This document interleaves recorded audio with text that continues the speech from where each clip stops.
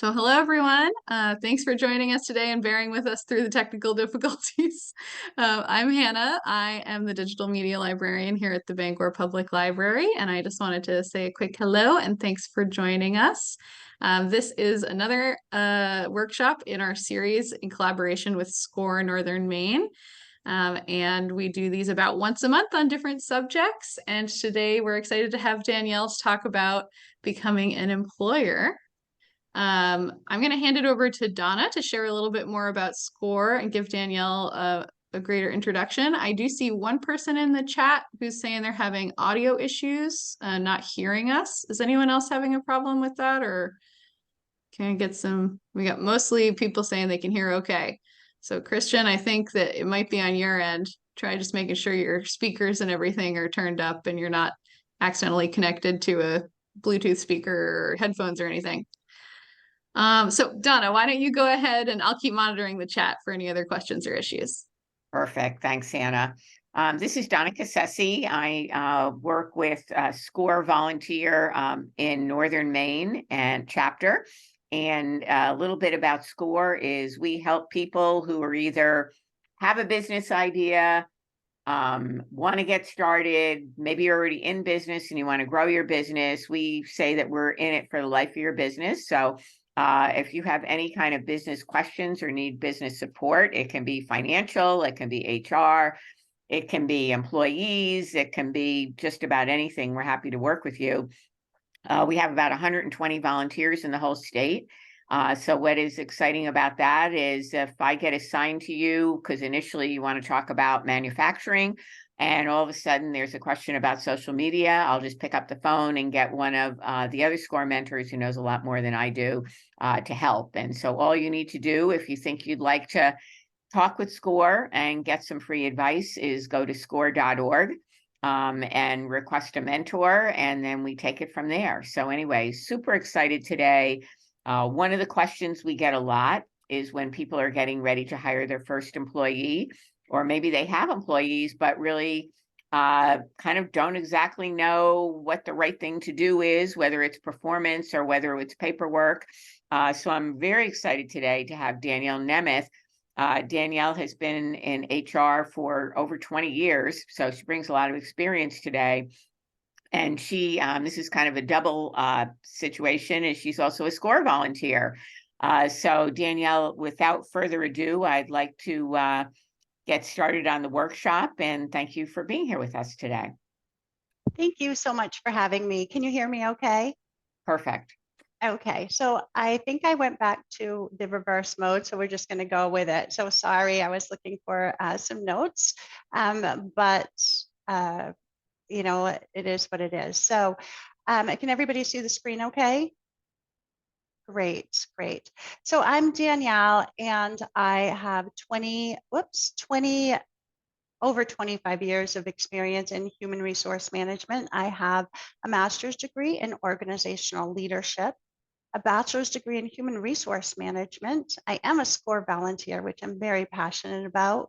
I'm a Mainer, born and raised in Lewiston, and I'm an entrepreneur. I own my own consulting company and a HR consulting company. So I have a lot of experience in this industry. So what I wanted to talk to you about is the hiring process and what we need to do for the hiring process. I broke it down as easily as I could, but it is a high-level overview.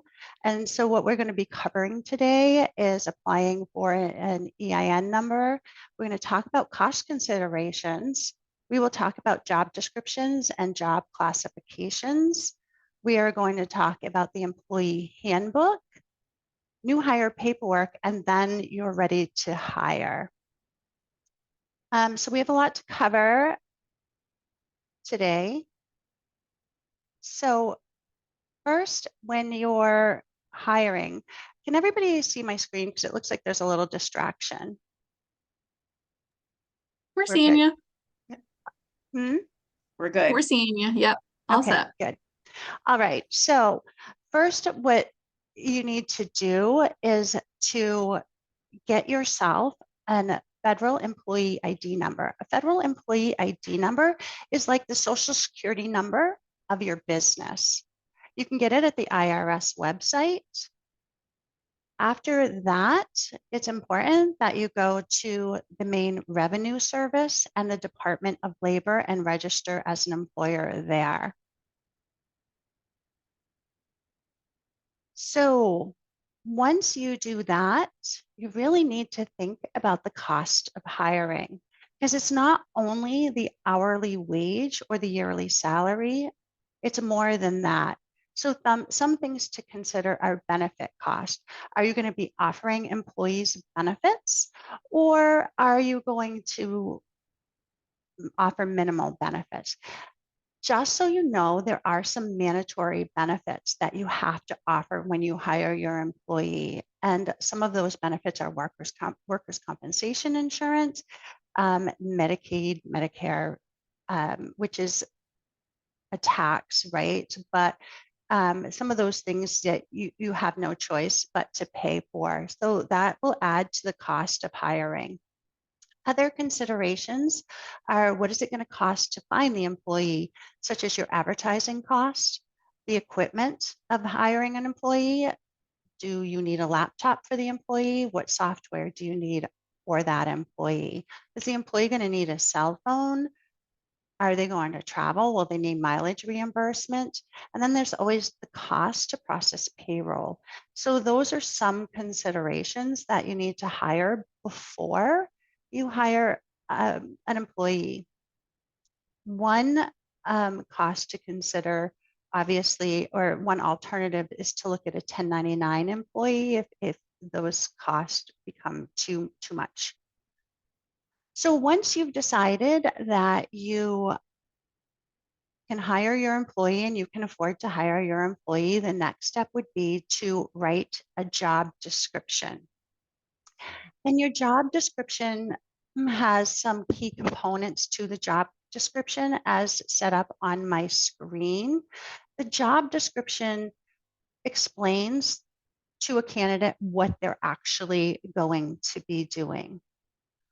So to create a job description, you want to accurately reflect the job qualifications of the role that you're hiring for.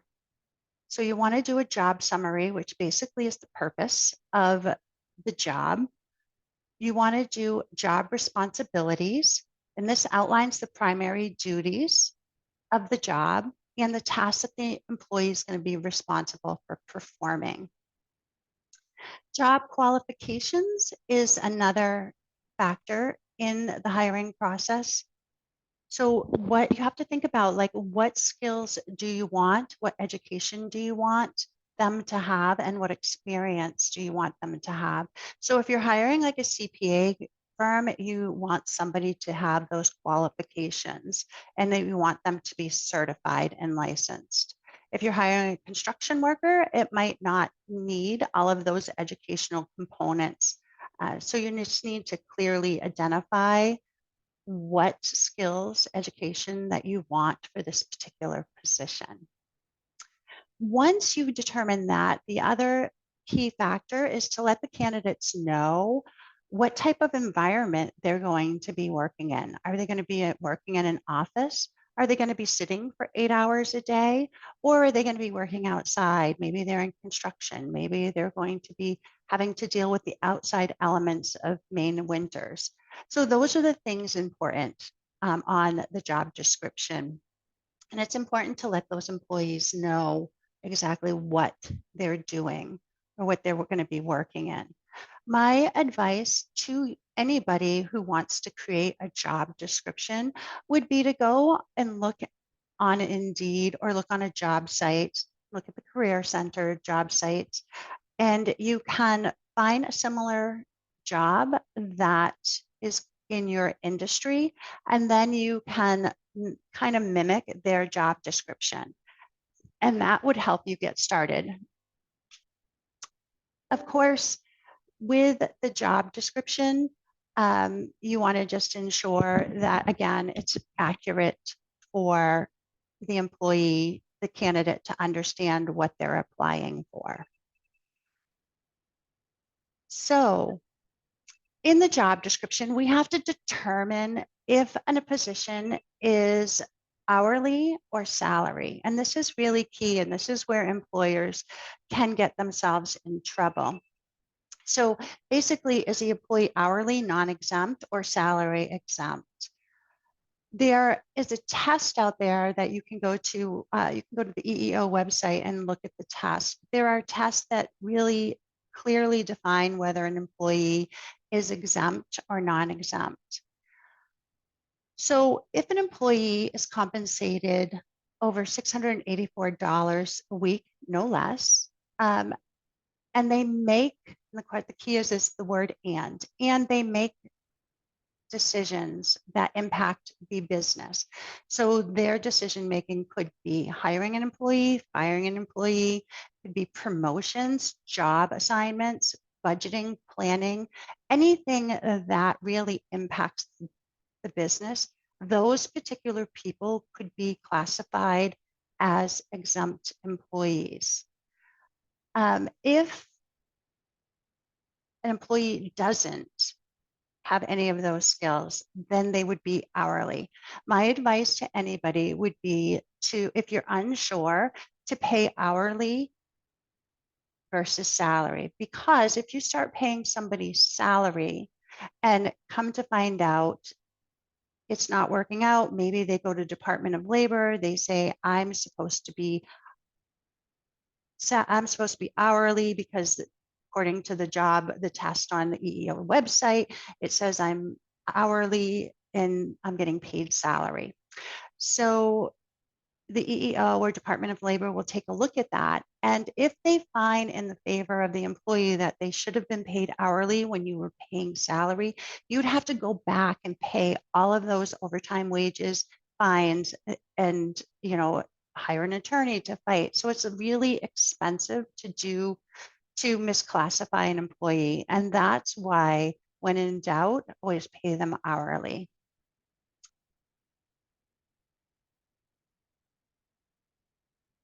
So after you figure out the job description, you figure out the classification of the employee, we want to take a look at employee handbooks. And your employee handbook is basically your policies and procedures. It sets expectations for the employee's behaviors, and it helps the employee understand the workforce, the workplace. It helps them achieve compliance and protects you against legal action. So this list that I'm showing is kind of a high-level overview of what should be in your employee handbook. So you should have employment policies, which clearly defines policy, rules, and procedures. Some of those could be dress code, right? If you're in an office environment and you don't want people coming in with jeans, then you would have your dress code in here.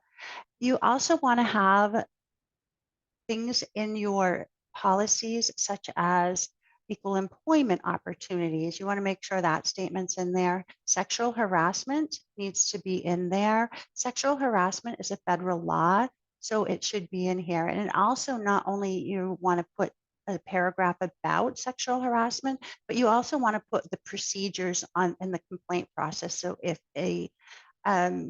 you get a complaint or an employee feels like they're being sexually harassed, they can open the handbook and it tells them who to talk to. Other things in your employee handbook will be your benefits policy. Are you going to be paying holidays? What type of PTO benefits do you plan to offer? You should have workers' comp in here because that's a federal requirement. And then you should have other things in here, such as retirement plans or insurance coverages or benefits. Other employee policies you need is like laws like FMLA, Maine family leave law are required. What if you hire a military person or somebody who is in the reserves? You want to have a policy around their military leave. Same with jury duty, bereavement. Not that you have to offer all these benefits out of the get-go, but you do want to have some policies ready to clearly define the rules of your works of your organization. For example, work policies, you want to have an attendance policy. You know, after somebody does three no call, no shows, what are you going to do with them? If your policy clearly defines that you're going to terminate them after 3 no call, no shows, then you can do that, right? And it gives the employee a clear understanding that if I no call, no show, then they're going to term me after 3 days. So those are some of the other things that you want to have. Electronic devices and cell phone devices. What are you going to allow them to use on and websites to access on during work time? You know, do you want somebody planning a trip during work? So those are the things you want to clearly define in your policies and procedures.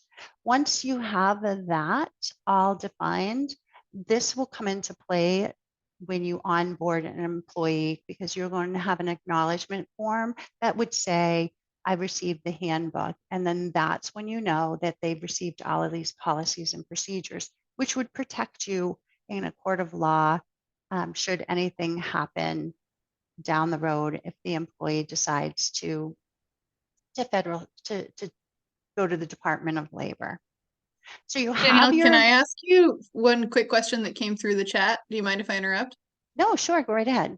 If you hop back to your hourly versus salary slide, someone was asking about the 455 per week and whether that's the average.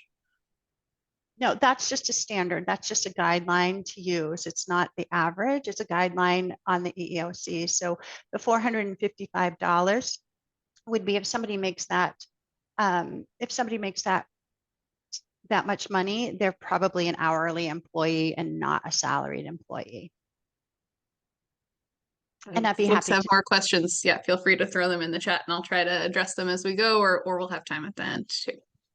Yeah, and I'd be happy to give information out so that they can contact me if they think about questions tomorrow.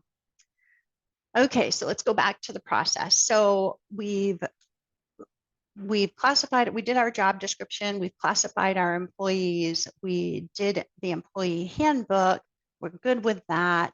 Now we have to prepare for the employee to come on board. Well, there are certain things that are required when you have employees. And one of those things is to have employment posters. This is an example of an employment poster. You can get this for a minimal cost, and you can Google any company and Google posters, and this will be a minimal cost. You do have to change them year after year, but this is all of the laws that you are required, both federally to show, and there is a Maine state one as well. But these are posters you'll need to post in break rooms or post where it's accessible to employees, because these are their rights and they are entitled to know what their rights are. And yes, you would have them in some of them in the employee handbook, but they need to be able to see them and access them at any given time. Additionally, what a lot of employers forget to do on this poster is there's several spots in each of these policies that want you to add in contact information. So you'd want to add in whoever your HR person is, or your CEO, or whoever would take those complaints in that process. So you want to make sure you put their name and their phone number or their address. Just make sure that's really complete. A lot of times I'll walk into employers and that information is not complete. And when like OSHA comes in or a DOL comes in, they do look for these posters and they do look for contact information on the posters. You have to change these posters every year because every year laws are updated. So you do have to change these posters. But these posters give employees updates on what are their rights as far as the Fair Labor Standards Act go. What are their rights under the Americans with Disabilities Act? Maine rolled out a Maine earned paid leave law. So if you got a poster that's specific to Maine, you would see the Maine earned paid leave law on those posters. OSHA guidance is on, OSHA laws are on this, how to report OSHA incidences, workers' compensation and injuries.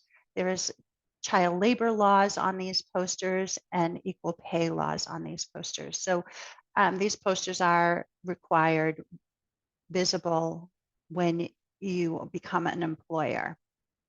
Okay, so we think we're all set, right? How much more do we need before we can hire our first employee? Well, we're almost there, but we need to get the new hire paperwork ready, right? Because you don't want to hire an employee and then you're like, oh, I don't know what to do. So you want to make sure you're organized with your new hire paperwork. New hire paperwork can contain benefit information. It can contain a lot of different information, acknowledgement forms on your employee handbook.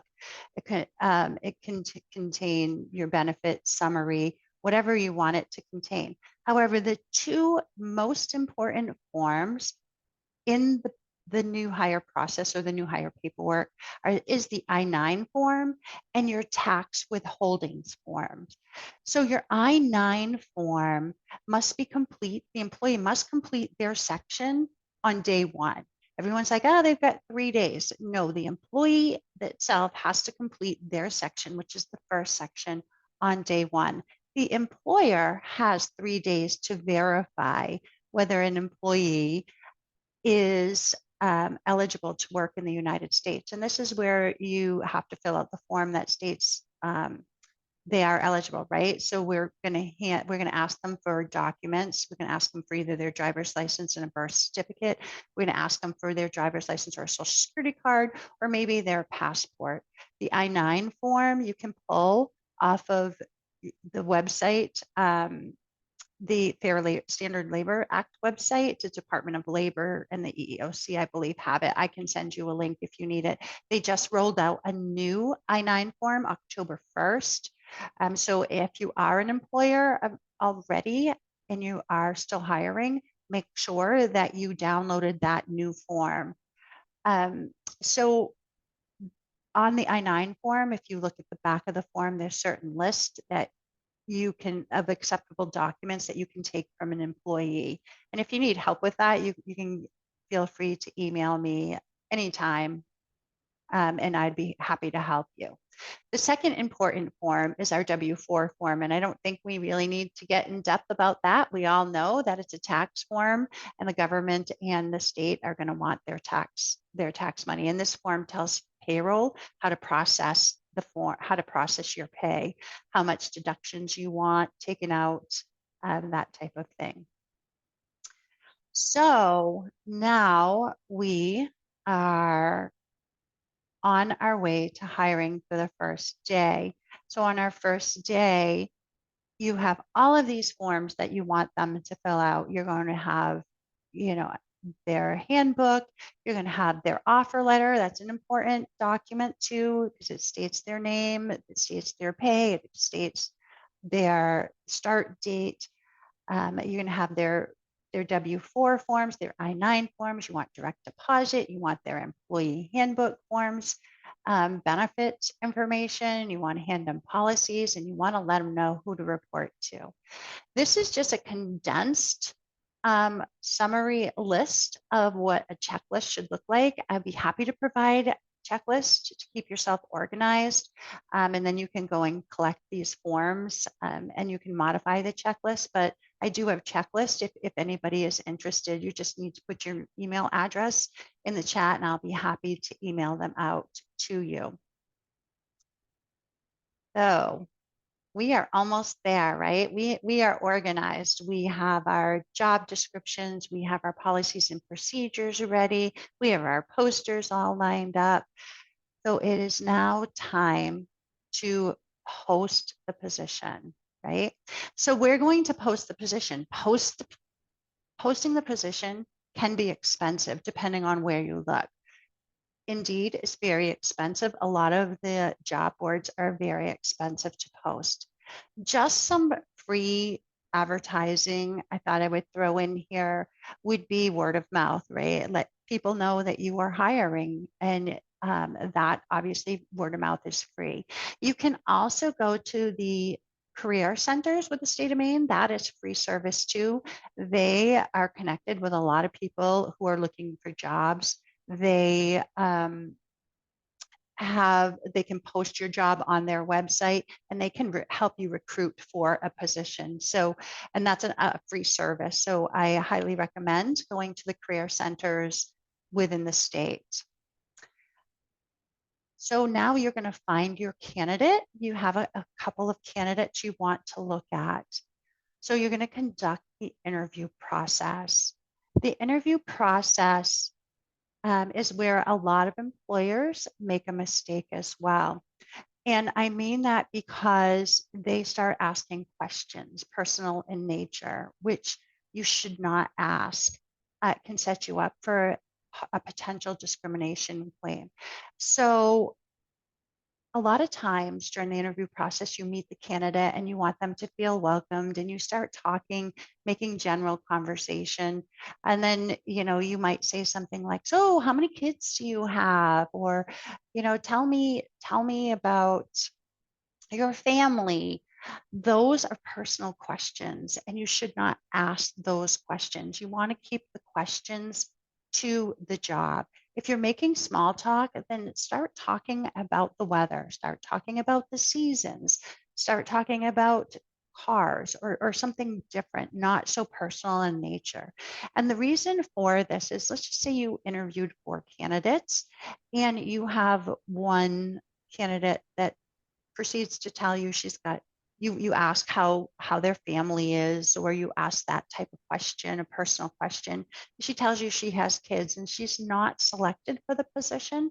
She may think that she's not selected for the position because she has children and you're worried that she may have attendance issues. That's why those are just some examples of why you want to keep the questions about the job or very generalized, never ask personal questions. Danielle, I have a question that I think might be helpful for people. Is a lot of the folks in the workshop, and a lot of the folks SCORE works with, they're the only people in their business. How do you feel about 2 interviewers? So in addition to the owner, do you recommend that someone has another person doing the interview as well? I always recommend a second person in the interview process, always, because now you have 2 people taking notes and you have a count for those notes. You have those notes. So if something does end up going to the EEO, or there's a discrimination with the state of Maine, then you have your notes, and you want to keep your notes as records. Those notes become legal documents. So I do recommend 2 people. If you're only one, then really take great notes, but I do recommend 2 people. Actually, 2 people is highly recommended in more than just the interview process, but we'll stick with the interview process at this point in time. So you want to ask like open-ended questions, and I think you can Google interview questions, open-ended questions, and open-ended questions look a lot like this. It looks a lot, or it starts with, describe a time that you handled a difficult person, or tell me about an incident where you did not get along with your manager. If you say, have you ever had an issue with your manager? They would say no, or they might say yes. But you don't want that, right? You don't want to have to do those follow-up questions. So look for behavioral based interview questions. So tell me about a time when, describe an incident when, how do you handle this? So those are some of the questions you want to start with, just so you learn a little bit more about the way they handle certain situations. It is okay. You want to ask standard questions to every single employee, the same questions. However, it is okay to veer off based on their experience.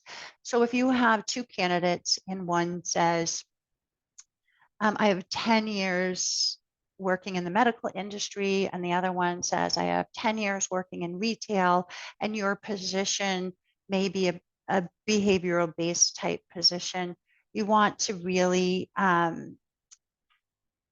you can veer off by saying, well, tell me a little bit more about that client you handled.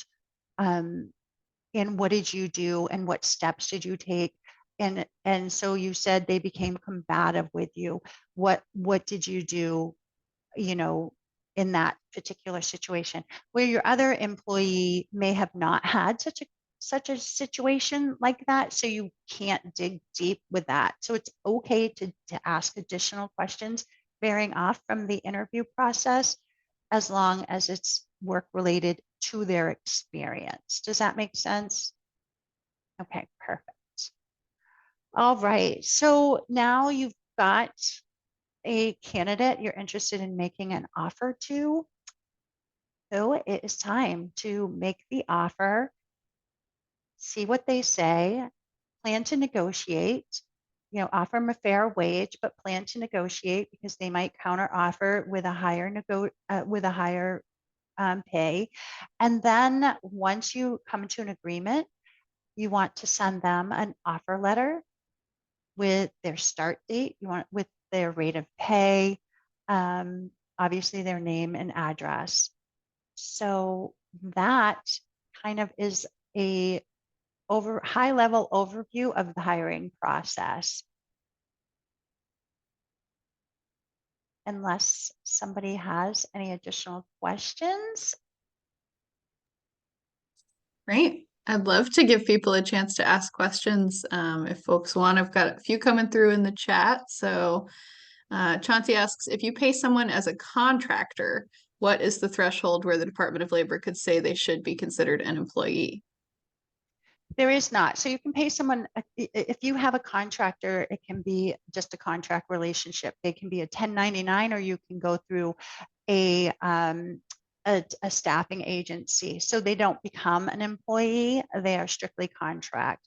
The thing with the contract is you want to make sure you don't treat them as an employee. So of course you want them to come in, do the job, but you want to make sure that you want to make sure they feel part of the team, but you also want to make sure that you don't give them the same benefits as your employees. So if you allow someone flexibility, if you say the hours are 8 to 5, but you have an employee and you allow them flexibility, you really, I mean, you can be flexible to some degree, but you really want them to stay within the perimeters of what you hired them for. You're paying a lot of money to have them as a 1099. So you want to make sure you're staying within those perimeters. You want to make sure that they're working 8 to 4:30 or whatever it is you agreed upon.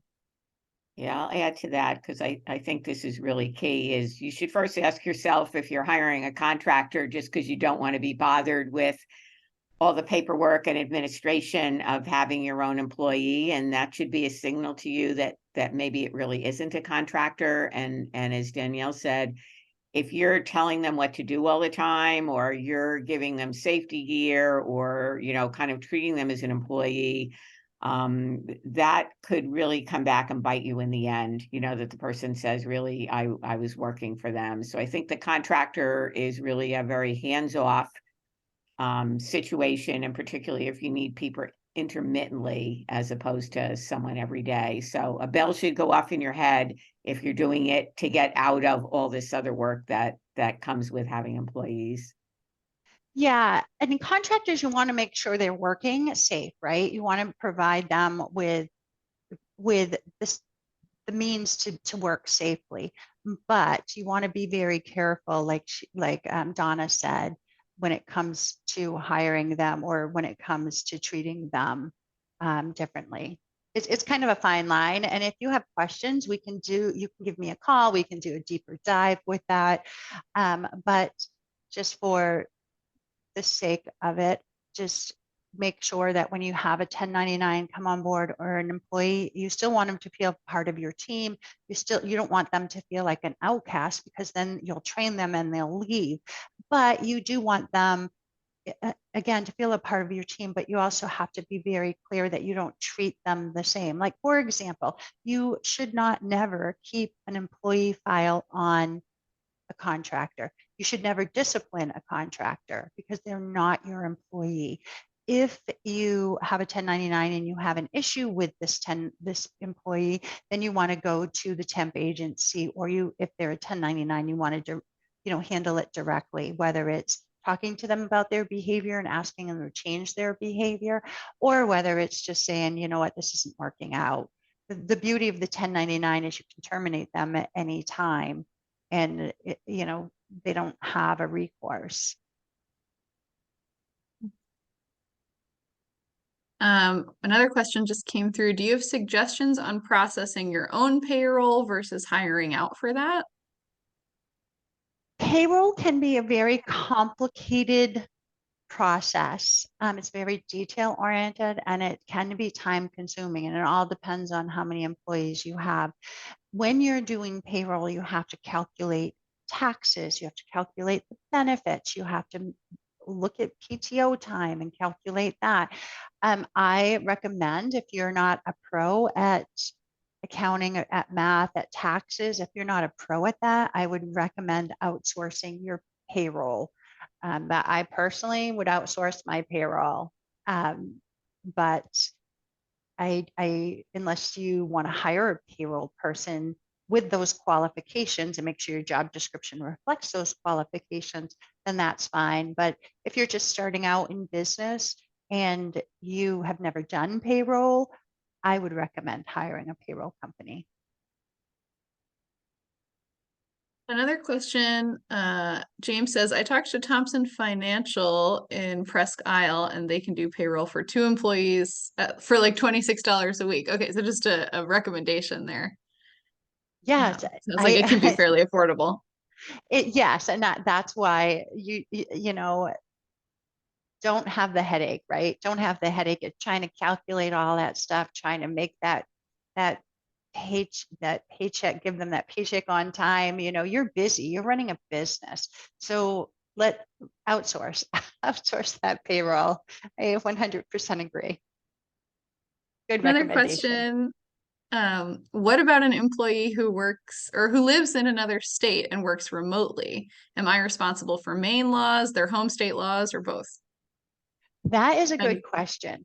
So similarly, here, are there any differences for onboarding an employee that's 100% remote? So just talk about that remote work aspect. oh, okay, yes. So remote work, there's really not a difference on onboarding. There's a few differences. So your paperwork, your job description, all of that is the same, right? It's your work culture. The difference is when you hire a remote employee, you need to register with that Department of Labor. You need to pay those taxes. You need to be aware of those laws in another state. For example, some states want you to pay for short-term and long-term disability, right? So you have to make sure where Maine doesn't require Maine, that's more of a benefit. So you want to make sure that you're complying with that state law, because that employee is sitting in, let's just say New Jersey, they're sitting in New Jersey. You've got to pay taxes to New Jersey.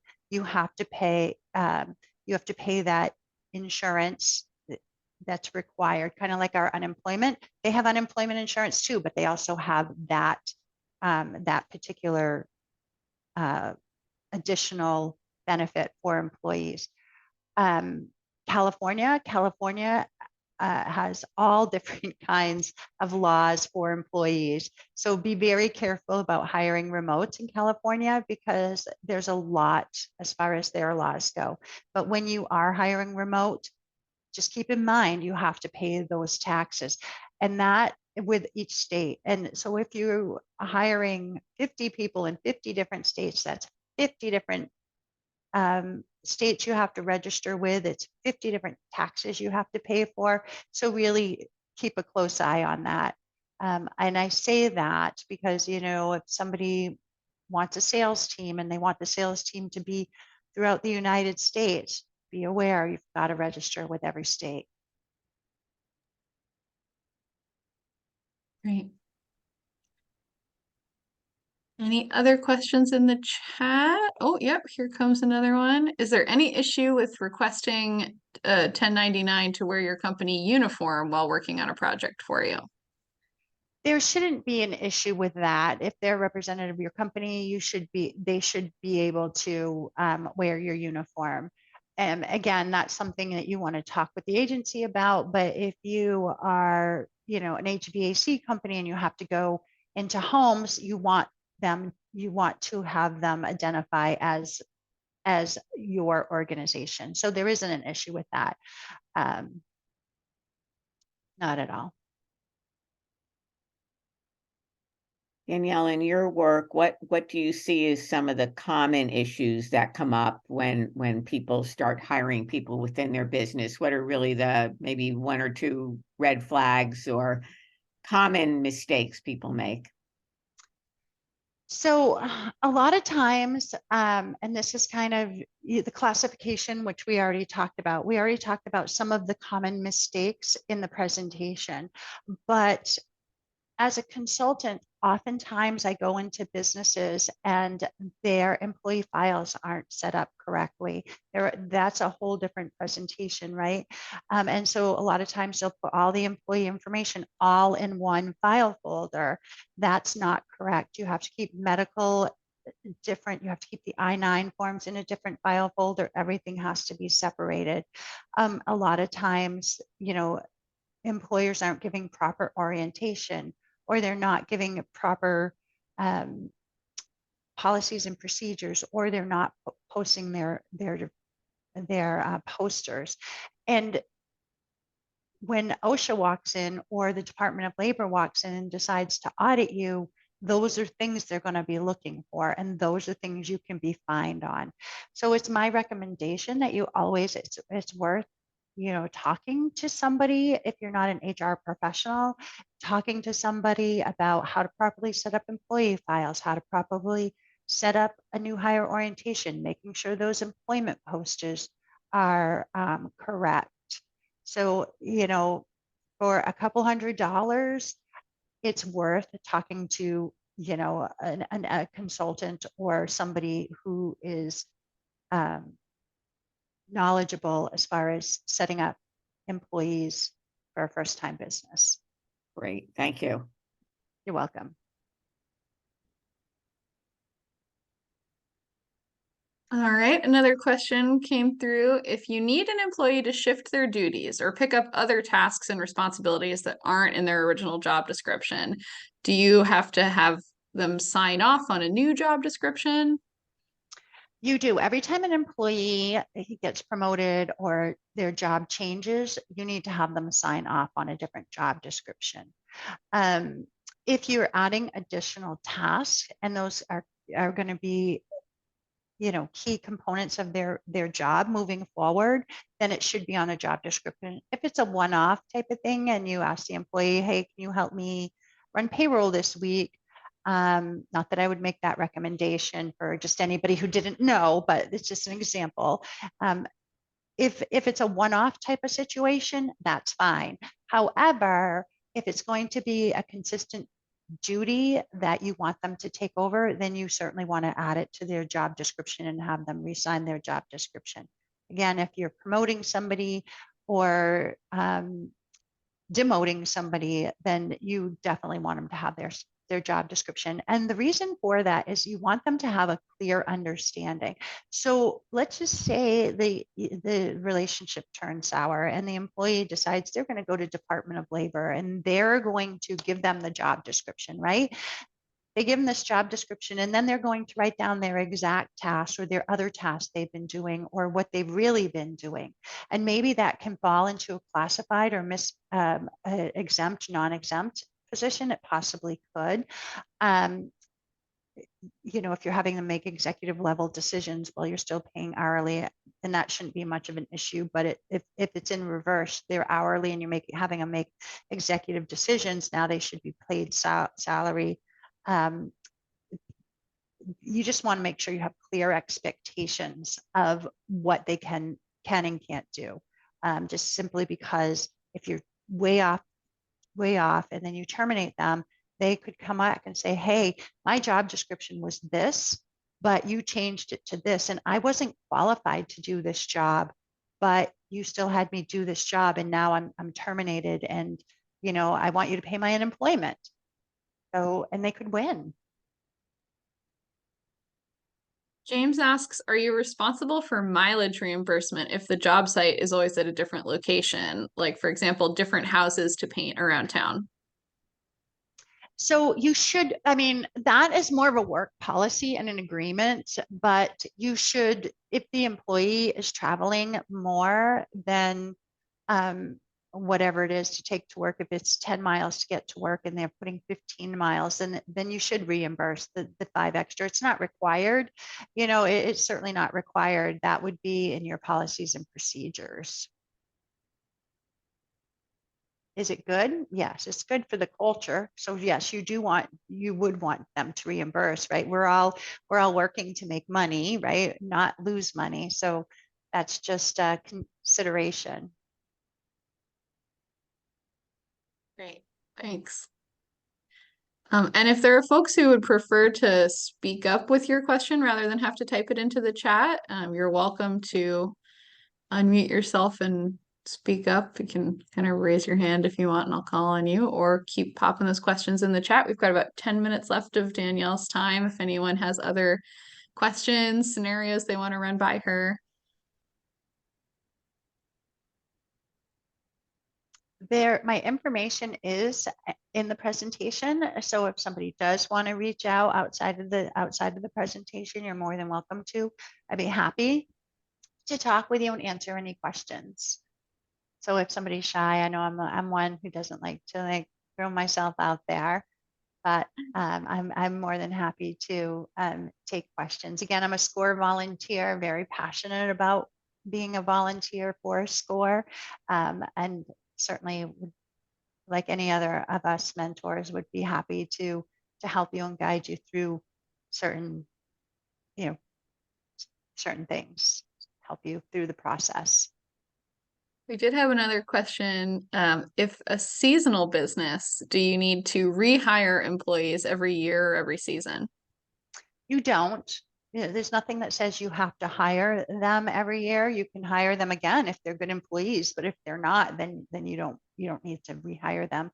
Maine is an employment at will state, an employment at will state. So you can hire or you can fire anybody for any reason, but you have to be very careful when it comes to that, right? Because if you have a seasonal employee, and let's just say this employee, maybe they're in a wheelchair and they didn't quite perform like you wanted them to perform, you want to be careful about that when you're firing them or not going to rehire them, because you don't want them to say, she's not rehiring me because I'm in a wheelchair. And so then they can go to EEOC, and whether they win or not, that would be determined by the EEOC. But those type of claims you really don't want to deal with, because that's time, money, to defend all of those claims. If you did want to bring someone back, do you have to rehire them, or would they still be considered like a current employee from the previous year? You would probably rehire them, because you'd want them to do all new paperwork, right? Because you're going into, so if it's an ice cream business, for example, each year our W-4 forms change, right? So you want them to fill out those W-4 forms. You want them to provide still, I know it's redundant, but you want them still to provide that information. Whoever asked the question, if you want to give me that information, I will definitely look into it. You may be able to lay them off and then rehire them without doing all of that if it's within a certain time frame, like if it's 3 months. But it's been my experience that whenever we do term someone or lay somebody off, it's been my experience that if it's a long time, 3 months or so, we end up doing all of the new hire paperwork all over again. Right. Because policies and procedures might change. So, the way you do things. So you want them to be refreshed. Do you know any guidelines for using, for example, a Loring Job Corps student? They have mentioned having a painting program with students looking for on-the-job training. Anything like that? Repeat the question. So this person is referring to Loring Job Corps. Sounds like kind of a student program where they're looking for on-the-job training. So like how an employer could potentially hook up with a program like that. So they're looking to hire students. That's what I'm understanding. But it sounds like, James, do you want to elaborate anymore? You're welcome to unmute yourself if you want to share a little bit more about that program.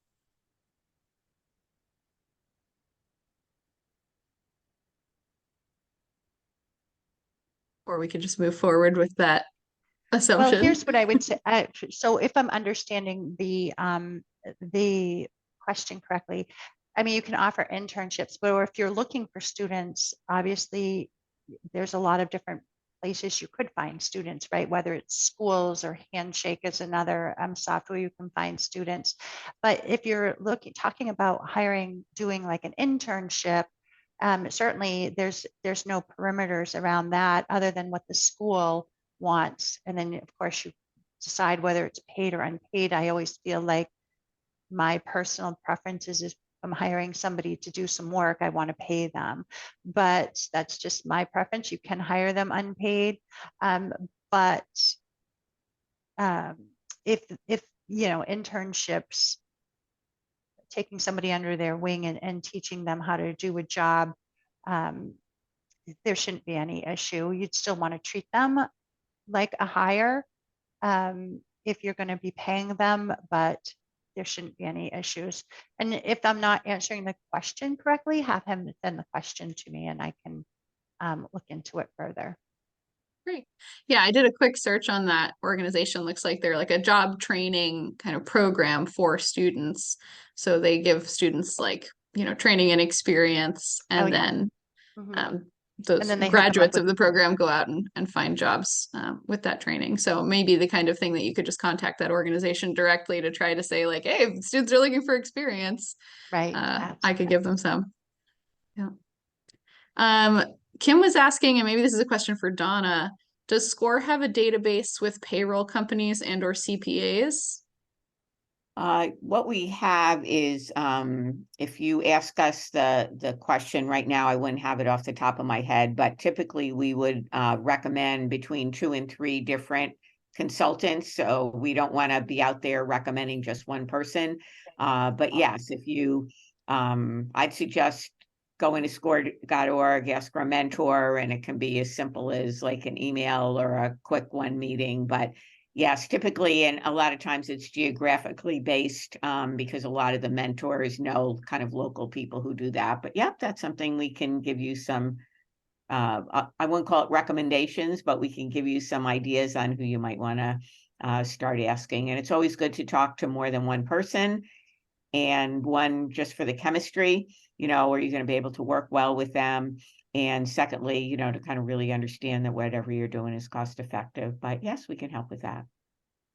Great. Well, we've just got a couple of minutes left. Are there any last questions before we wrap up for this afternoon? Well, I certainly want to thank Danielle to give of her time, and as you can tell, really a lot of experience, and the fact that she's kind of willing to help folks afterwards as well. And I really want to admire the people who signed up today, right? It isn't always, you guys are busy and you have lots of things to do, but I think it really does say that you care about doing things right. And if you guys have any ideas, about different workshops that Hannah and I can put together, we would love to hear them. We're really trying to meet the needs of entrepreneurs in the area, and getting people like Danielle to come in and kind of give you a short course on something. And then obviously you can always follow up for something more. So thanks to all of you. This has, I think, been really a good session. Yeah, thank you, Danielle, and thanks everyone for coming. I'll send out the recording of this along with, Danielle, if you're willing to share the presentation with me, I can send that out to everybody. And that checklist you were mentioning, a lot of people were interested in that. So we'll round up those resources and send those out to folks in the next day or two.